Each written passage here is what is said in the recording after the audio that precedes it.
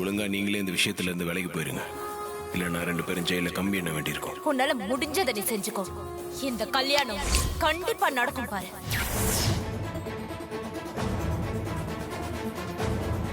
மாயாவும் மகேஷும் இவ்வளவு மோசமானவங்களா? அண்ணி கூட தகாத உறவு வச்சுக்கிட்டு என் பொண்ணு வாழ்க்கையை கெடுக்க பாக்குறானா? நான் இப்பவே போய் சாமுண்டீஸ்வரர் எல்லா விஷயத்தையும் சொல்லி இந்த கல்யாணத்தை தடுத்து நிறுத்துறேன். மாமா கொஞ்சம் இருங்க. அவசரப்படாதீங்க மாமா, கொஞ்சம் பொறுமையா இருங்க. அவங்க 2 பேர் லட்சணம் தான் வெட்ட வெளிச்சம் ஆயிடுச்சு. அப்புறம் எதுக்காக மாப்பிள்ள பொறுமையா இருக்கணும்? மாமா, சாலிடான எவிடன்ஸ் எதுவும் இல்லாம அத்தை கிட்ட சொன்னா நம்ப மாட்டாங்க. அவங்களுக்குள்ள இருக்கிற விஷயம் எங்களுக்கு தெரிஞ்சதும் அவங்க விஷம் குடிச்சு டிராமா பண்ணிட்டாங்க. அத்தையும் அது உண்மைன்னு நம்பிட்டாங்க. அப்போ இந்த விஷயத்தை அப்படியே விட்டுற சொல்றீங்களா? இல்லை மாமா, அத்தையோட ஃப்ரெண்டு டாக்டர் மல்லிகா இருக்காங்கல்ல, அவங்க ஹாஸ்பிட்டலில் தான் மாயா அபார்ட் பண்ணியிருக்காங்க. மல்லிகா டாக்டருக்கு மாயா பற்றின எல்லா விஷயமும் தெரியும். அவங்க தான் இப்போ கண் பார்வை பிரச்சனையில் அஃபெக்ட் ஆயிருக்காங்கல்ல. அவங்க குணமாகி வந்ததும் அவங்க மூலமாகவே அத்தைக்கிட்ட எல்லா விஷயத்தையும் சொல்லிடலாம். ஆமாம் மாமா, கார்த்தி சொல்றதும் சரிதான். ஸ்ட்ராங்கான எவிடன்ஸோட அத்தை கிட்ட போய் சொல்லனா அந்த வெள்ளப்பீங்கான் எப்படியாச்சும் எஸ்கேப் ஆயிடும். அவளை விட்டு பிடிச்சாதான் ஒரே அடியா அடிச்சு காலி பண்ண முடியும். சரிங்க மாப்பிள்ள, நீங்க 2 பேரும் சொல்றப்ப அதை மீறி நான் என்ன செய்ய போறேன்? கொஞ்சம் வெயிட் பண்ணுவோம். சரிப்பா, நான் கிளம்புறேன். என் பொண்டாட்டி பார்த்தனா தேவையில்லாம பிரச்சனை பண்ணுவா. மாமா போலாமா? போலாம் வாங்க போ. மாப்பிள்ள பாட்டுமா? சரிங்க.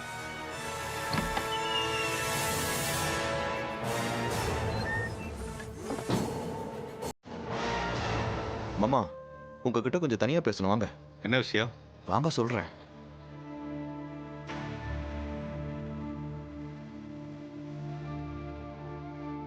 வாங்க.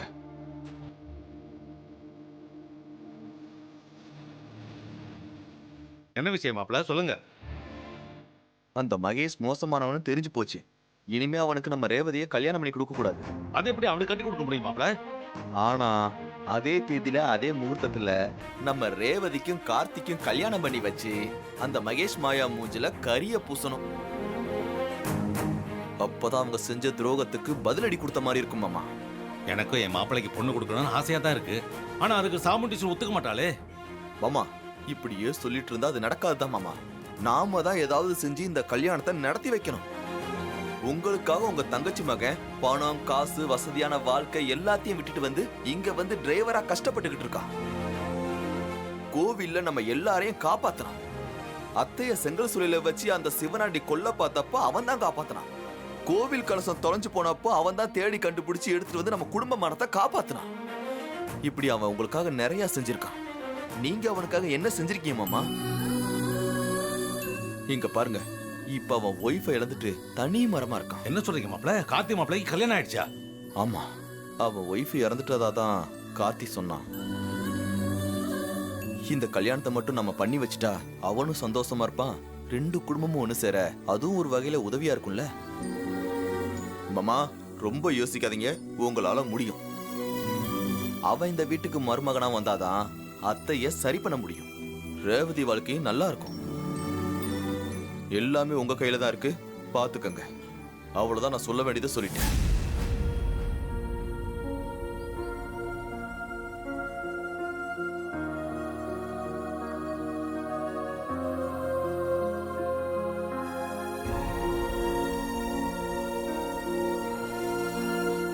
மாமா யோசிக்க ஆரம்பிச்சிட்டாரு.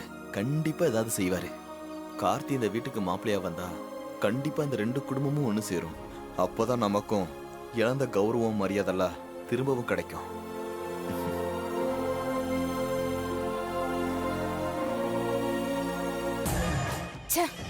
அந்த பொண்ணு விஷயத்துல அந்த டிரைவர் பையன் வசமா மாட்டுவான்.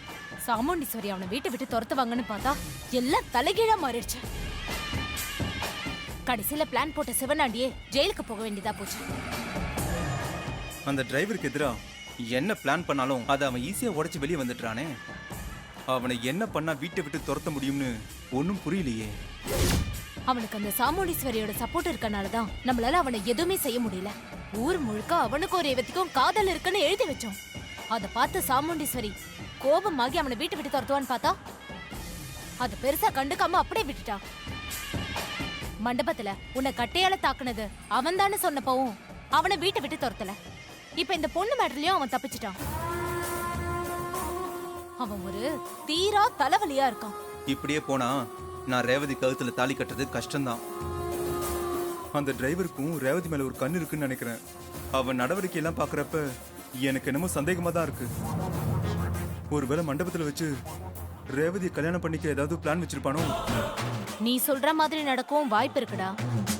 அவன் சாமுண்டீஸ்வரி வீட்லயே இருந்து அந்த அம்மா கிட்ட நல்ல பேர் வாங்கியிருக்கான். அவனை அந்த அம்மாவும் ரொம்ப நம்புறாங்க. நிச்சயத்தப்போ நீ காணாம போனல, அவனை தான் மாப்பிள்ளைய எதுக்கு பார்த்தாங்க அப்போ. அதே மாதிரி இந்த கல்யாணத்துலயும் உன்னை ஏதாவது பண்ணி மறைச்சு வச்சுட்டான்னு வச்சுக்கோயேன், அந்த அம்மா அவனையே தாலி கட்ட சொல்லிடுவாங்கன்னு நினைக்கிறேன். அவன் இந்த மாதிரிலாம் ஏதாவது பிளான் கூட பண்ணலாம். அப்போ ரேவதியோட என் கல்யாணம் நடக்காதா? அந்த டிரைவர் தான் ரேவதி கழுத்துல தாலி கட்டுவானா? அப்படியெல்லாம் நான் விட்டுருவேனா என்ன? இருந்தாலும் அவனால எப்பவுமே ஒரு ஆபத்து இருக்குன்னு சொல்ல வரேன். இவன் ஒரு பக்கம் பிரச்சனைனா அந்த டாக்டர் நமக்கு பிரச்சனை எல்லாம் இருக்காங்க. என்ன பண்றது? இங்க பாரு, அந்த டாக்டருக்கு பார்வை பிரச்சனை இருக்கு. அதனால இப்போதைக்கு எந்த பிரச்சனையும் இல்ல. அவங்க பார்வை சரியாகிறதுக்குள்ள உன் கல்யாணத்தை முடிச்சிடணும். ஆனா ரேவதி மட்டும் மனசு மாறாம பாத்துக்கணும். ரேவதியே மனசு மாற போறா?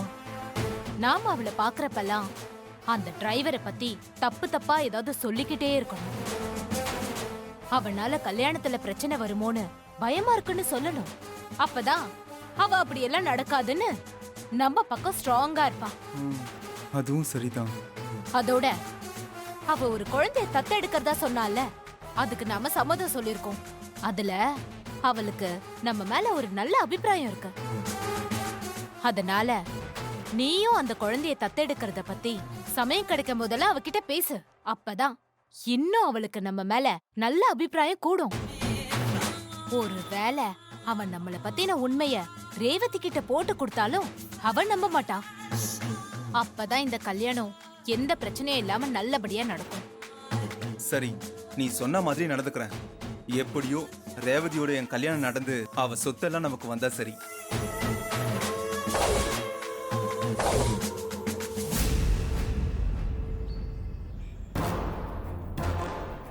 வணக்கம் சார்.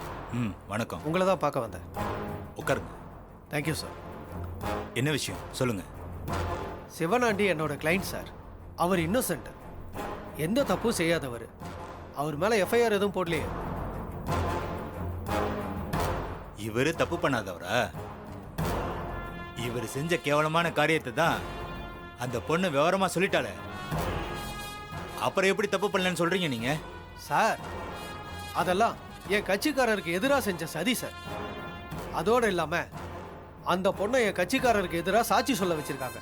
இந்த கதையெல்லாம் கோர்ட்ல போய் சொல்லுங்க. சார், அதெல்லாம் விடுங்க சார். நீங்க சிவனாண்டி மேல எஃப்ஐஆர் போடாதீங்க. உங்களுக்கு என்ன ஃபார்மாலிட்டி பண்ணணுமோ அதை நான் பண்ணிடுறேன் சார். நீங்க ஒரு ஃபார்மாலிட்டிஸும் பண்ண தேவையில்ல. சிவனாண்டி மேல எஃப்ஐஆர் போட்டாச்சு. என்னது, எஃப்ஐஆர் போட்டாச்சா? அதுக்குள்ள ஏன் சார் போட்டீங்க? ஏங்க, தப்பு பண்ணதுக்கு விட்னஸ் இருக்கு, அதனால எஃப்ஐஆர் போட்டாச்சு. இனிமேல் அவர் ஜாமீன்ல எடுக்கணும்னா கோர்ட்டுக்கு தான் போகணும். நீங்க இன்ஸ்பெக்டர், வேணும்னு என்ன பழி வாங்குறீங்க? உங்களை நான் சும்மா விட மாட்டேன். அப்படியா? உன்னால முடிஞ்சதை நீ பாத்துக்கடா. சார், கோர்ட் 2 நாள் லீவு. இவர் எப்படி சார் ஜாமீன்ல எடுக்க முடியும்? அதுக்கு நான் என்ன பண்ண முடியும்? 2 நாளைக்கு சாரு லாக்அப்ல தான் இருந்தாகணும். ஏய் இன்ஸ்பெக்டர், இது ஒன் டைம் ஆடுறியா? வெளியே வந்து நான் யாருன்னு காட்டுறேன். நீ வெளியில வரத்துக்கு வழியே இல்லாம பண்ணிருவேன் ராஸ்கல். பாத்துக்கிறேன்டா அதையும். சார், இப்ப என்ன பண்ணலாம்?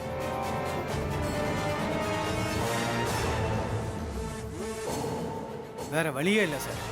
2 நாள் நீங்க லாக்அப்ல தான் இருந்தாகணும். அப்புறம் உங்களை ஜாமீன்ல எடுத்துடலாம்.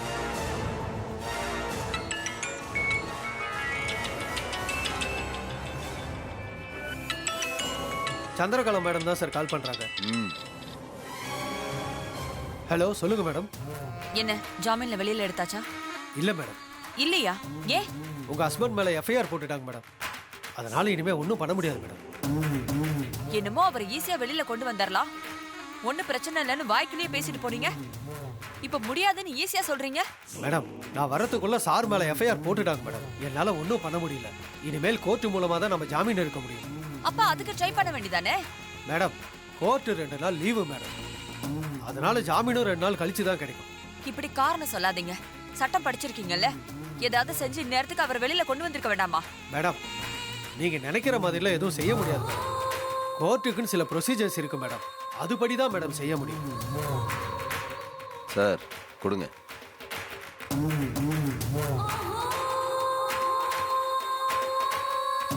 ஏய், லாயர்ட்ட எதுக்கு சண்டை போடுற? 2 நாள் தானே, அட்ஜஸ்ட் பண்ணிக்கலாம். 2 நாள் நீங்க லாக்அப்ல இருக்கிறத நினைச்சாலே மனசுக்கு கஷ்டமா இருக்கு. அதுக்குதான் உங்களை எப்படியாவது வெளியில கொண்டு வரலான்னு ட்ரை பண்றேன். ஆனா அது முடிய மாட்டேங்குது. இதோ பார் சந்திரா, இப்போ அது முக்கியம் இல்ல. மகேஷ் ரேவதி கல்யாணம் மண்டபத்துல நல்லபடியா நடக்கணும். ரேவதி கழுத்துல மகேஷ் தாலி கட்டினதும் மண்டபத்துல எல்லார் முன்னாடியும் மகேஷ் மாயாவுக்கு இடையே இருக்கிற தப்பான உறவை வெளிச்சம் போட்டு காட்டணும். புரியுதா? அதை கேட்டு உன் அக்காக்காரி நொறுங்கி சாகணும். ரேவதி வாழ்க்கையும் அப்படி சீரழிஞ்சு போகணும். அதுக்கு என்ன செய்யணுமோ அதை மட்டும் பாரு. ஏய், லாக்அப்ல இருக்கிறதெல்லாம் ஒரு மேட்டரே இல்லை, விடு. புரியுதா? சரிங்க, 2 நாள் மட்டும் பொறுத்துக்கோங்க. நான் எப்படியாவது உங்களை வெளியில கொண்டு வந்துடுறேன். சரி. உடம்ப பாத்துக்கோங்க. நான் வச்சிடுறேன். சரி சந்திரா.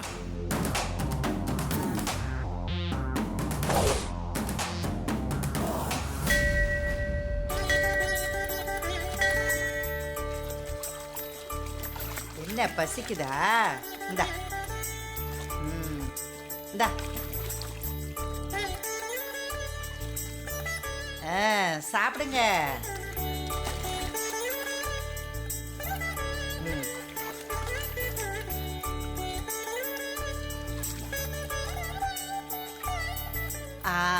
அம்மா, வாயா. என்னம்மா முன்னாடியே வந்துட்டீங்களா? இல்லையா, இப்பதான் வந்தேன். என்னையா போன் போட்டு உடனே வாங்கன்னு சொன்னேன்? ஏதாவது முக்கியமான விஷயமா? ஆமாம்மா, முக்கியமான விஷயம்தான். நாளைக்கு நீ ரேவதியை பொண்ணு கேட்டு நம்ம வீட்டுக்கு வரணும் கார்த்திக்காக. என்னையா சொல்ற? நான் உங்க வீட்டுக்கு வந்து ரேவதிய அதுவும் கார்த்திக்கு பொண்ணு கேட்டு வர சொல்றேன்? ஏம்மா, ஏன் இவ்வளவு பயப்படுற? தைரியமா வாமா, அதான் நான் இருக்கேன்ல. நீ இருப்பப்பா, ஆனா பொண்ணு கேக்குறதுக்கு எனக்கு பயமா இருக்கு. அவ என்ன பார்த்தாவே 1000 ஆட்டம் ஆடி விட்டுருவாளே. அதுவும் பொண்ணு கேட்க வந்திருக்கேன்னு தெரிஞ்சா ஏய்யா ஏதாவது பிரச்சனை வந்துட போகுதுப்பா. பட்டமேம்மா, அவளுக்கு பயந்து பயந்தே 25 வருஷமா உங்களையும் அப்பாவையும் பார்க்காம இருந்துட்டேன். தங்கச்சி, அவ புருஷன், பிள்ளைங்கன்னு எந்த உறவை பத்தியும் தெரிஞ்சுக்காம இருந்துட்டம்மா. அம்மா, என்னால பிரிஞ்ச இந்த குடும்பம் என் பொண்ணால ஒண்ணு சேரணும்னு நான் நினைக்கிறேன். எனக்கும் வயசாயிட்டே இருக்குமா. இனிமேலும் உறவுகளெல்லாம் பிரிஞ்சு வாழற சக்தி எனக்கு இல்லம்மா. நாம எல்லாரும் ஒன்னா ஒரே குடும்பமா வாழணும்னு ஆசைப்படுறம்மா. அம்மா, என்ன பிரிஞ்சு நீங்களும் இப்படித்தான் கஷ்டப்பட்டுப்பீங்கன்னு என்னால புரிஞ்சுக்க முடியுதுமா. போனதெல்லாம் போட்டு விடியா, அதையே நினைச்சு வருத்தப்படாத. இனிமே நடக்க வேண்டியது என்னன்னு பாப்போம். நடக்க வேண்டியது என்னம்மா, நம்ம கார்த்தி ரேவதி கல்யாணம் தான். எனக்கும் என் சொந்தத்திலே ஒரு பையன் கிடைச்சிருக்கா. மகன் இல்லாத எனக்கு அவன் ஒரு மகனா இருப்பான்ல. நீ சொல்றதெல்லாம் சரிப்பா, ஆனா உன் பொண்டாட்டி ஏத்துக்க மாட்டாளேப்பா. அவளுக்கு என் மேல படுற காத்து கூட படக்கூடாதுன்னு நினைக்கிறவளாச்சே. அவ எப்படி என் பேரனை ஏத்துக்குவா சொல்லு? அம்மா, ரேவதி அவளுக்கு மட்டும் பொண்ணு இல்லம்மா, எனக்கும் பொண்ணுதான். அவ வாழ்க்கையை பத்தி முடிவெடுக்கிற உரிமை எனக்கு இருக்கு. என்னை பொறுத்த வரைக்கும் என் தங்கச்சி பையன் கார்த்தி தான் என் மாப்பிள்ளன்னு நான் என்னைக்கும் முடிவு பண்ணிட்டேம்மா. அவனுக்கு என்ன அழகு இல்லையா, அறிவு இல்லையா, தகுதி இல்லையா? எல்லா விதத்திலையும் அவன் நம்ம ரேவதிக்கு ஏத்தவன் தாம்மா. சாமுண்டீஸ்வரி ஊர் முழுக்க தேடினா கூட இப்படி ஒரு மாப்பிள்ளை அவளுக்கு கிடைக்க மாட்டான். நான் முடிவு பண்ணிட்டேம்மா, என் தங்கச்சி பையன் தான் எனக்கு மாப்பிள்ளை. அதுல எந்த மாற்றமும் கிடையாது. நீ இவ்வளவு உறுதியா சொல்லும்போது இனிமே எனக்கு எதுக்கே பயம்? கண்டிப்பா என் பேரன் கார்த்திக்கு ஓ மக ரேவதிய பொண்ணு கேட்டு வரேன். இந்த கல்யாணம் நடக்கும். இவ்வளவு தூரம் நீ சொல்றத பார்க்கும்போது கண்டிப்பா இந்த கல்யாணம் நடக்குங்கிற நம்பிக்கை எனக்கும் வந்துருச்சுப்பா. அது மட்டும் இல்லையா, என் அப்பா முருகன் என் கனவுல வந்து உன் பேரன் கார்த்திக்கும் உன் பேத்தி ரேவதிக்கும் கல்யாணம் நடக்கும்னு உறுதியா சொல்லிட்டு போயிருக்காரு. என்னம்மா சொல்றீங்க? முருகனே உங்க கனவுல வந்து சொன்னாரா? அவர் சொன்னதுக்கு அப்புறம் இந்த கல்யாணத்தை தடுத்து நிறுத்த சாமுண்டீஸ்வரி யாருமா? நீங்க தைரியமா வாங்கம்மா, மத்தெல்லாம் முருகன் பாத்துப்பாரு. ஒரு தலைமுறையில பிரிஞ்சிருந்தோம், அடுத்த தலைமுறையில சேர போறது நினைச்சா எனக்கு ரொம்ப சந்தோஷமா இருக்குப்பா. நீ சொன்ன மாதிரி நாளைக்கு பொண்ணு கேட்க உன் வீட்டுக்கு வரேன். அம்மா வரப்ப நீங்க மட்டும் தனியா வராதீங்க, ஊர் பெரியவங்க 4 பேரை கூட்டிட்டு வாங்க.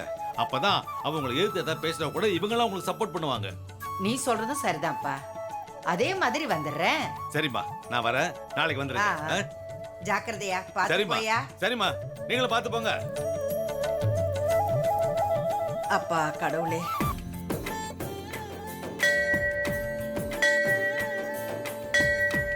கோவில்ல வச்சு என் புள்ள நல்ல விஷயத்த சொல்லிட்டு போயிருக்கான். நீ நினைச்சாதான் என் பேரனுக்கும் என் பேத்திக்கும் நல்லபடியா கல்யாணத்தை நடத்தி வைக்க முடியும். இந்த கல்யாணம் மட்டும் நல்லபடியா நடந்துருச்சுன்னா நான் உனக்கு பூக்காவடி எடுக்கிறேன்ப்பா. ஐயா முருகையா.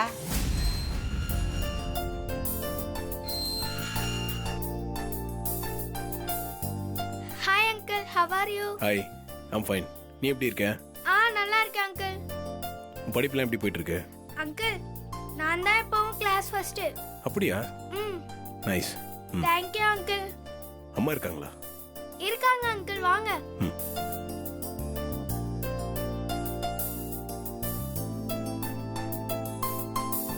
மேடம். யாரு? நான் சாமுண்டீஸ்வரி மேடமோட டிரைவர். ஓ, நீங்களா? சாமுண்டீஸ்வரி வந்திருக்காளா? இல்ல மேடம், அவங்க வரல, நான் மட்டும்தான் வந்தேன். அவங்க தான் உங்களை போய் பார்த்துட்டு வர சொன்னாங்க. உட்காருப்பா. இல்ல பரவாயில்ல, இருக்கட்டும். இப்போ உங்க ஹெல்த் எப்படி இருக்கு? ஒன்றும் பிரச்சனை இல்லையே? ஒரு பிரச்சனையும் இல்ல. பார்வை பிரச்சனை சரியாயிட்டே வருது. இன்னும் 2 நாள்ல கட்டை அவுத்துலான்னு டாக்டர் சொல்லியிருக்காங்க. கட்டை ரிமூவ் பண்ணிட்டா முழுசா பார்வை கிடைச்சிரும். சரிங்க மேடம், நீங்க சீக்கிரமே குணமாகணுன்றது தான் என்னோட ஆசையும். சரி, பொண்ணு கல்யாணத்தை எப்போ வச்சிருக்காங்க சாமுண்டீஸ்வரி? March 5 madam. அப்படியா? அதுக்குள்ள நான் கம்ப்ளீட்டா குணமாயிடுவேன். ரேவதி கல்யாணத்தை வரிசையில உட்கார்ந்து பார்த்து பொண்ணு மாப்பிள்ளைய ஆசீர்வாதம் பண்ணணும். என்னப்பா திடீர்னு சைலண்ட் ஆயிட்ட? ஒன்றும் இல்லை மேடம், உங்க கண்ணு கட்ட பிரிச்சதும் எனக்கு கொஞ்சம் இன்ஃபார்ம் பண்றீங்களா? உங்ககிட்ட முக்கியமான விஷயத்தை பத்தி பேசணும். என்ன முக்கியமான விஷயம்ப்பா? இல்லை மேடம், உங்களுக்கு பார்வை சரியாகட்டும், நான் அப்போ வந்து பேசுறேன், அப்பதான் சரியா இருக்கும். சரிப்பா, கட்டை ரிமூவ் பண்ணதும் தகவல் சொல்றேன்.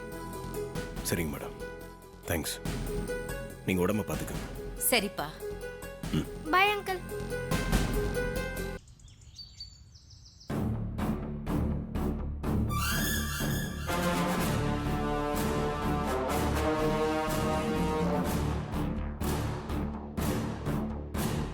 சாமுண்டீஸ்வரி,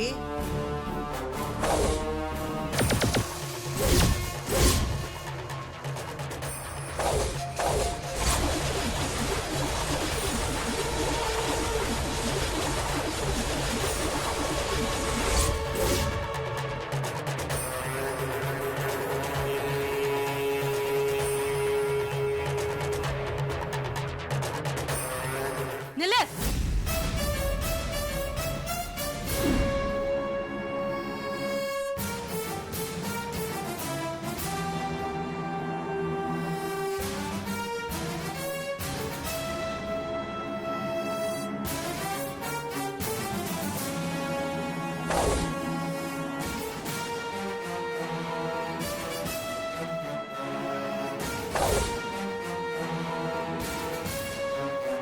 பாட்டி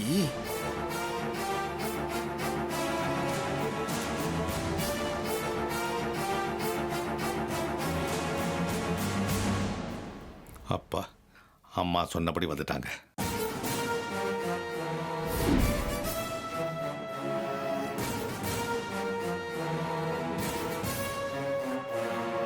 உன்னை யார் இங்க வர சொன்னது? வெளியே போ.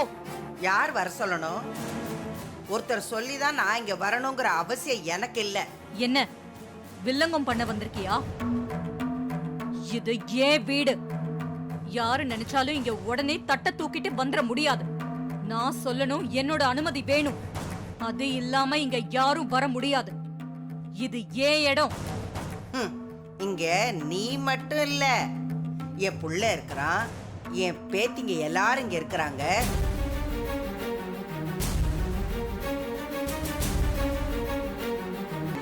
மரியாதையா இங்க இருந்து போயிடு, இல்லனா அசிங்கமாயிடும். இப்படி வீடு தேடி வந்தவங்கள அவமானப்படுத்துறது கொஞ்சம் கூட சரியில்லைம்மா. நான் ஒண்ணும் இந்த அம்மாவை வெத்தலை பார்க்க வச்சு அழைக்கலையே. தானா வந்து அவமானப்பட்டா அதுக்கு நான் என்ன பண்ண முடியும்? முதல்ல வெளியே போ சொல்லுங்க. முடியாது, இது என் புள்ள வீடு. இங்க நான் வர்றதுக்கு எல்லா உரிமையும் இருக்கு.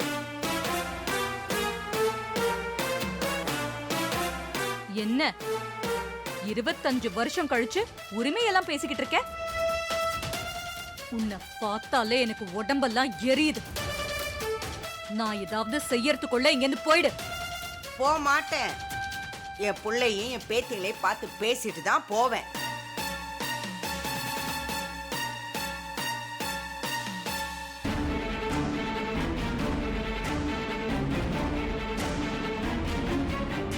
அப்ப இவங்க தான் என் அப்பாவோட அம்மாவா? என்னோட பாட்டியா?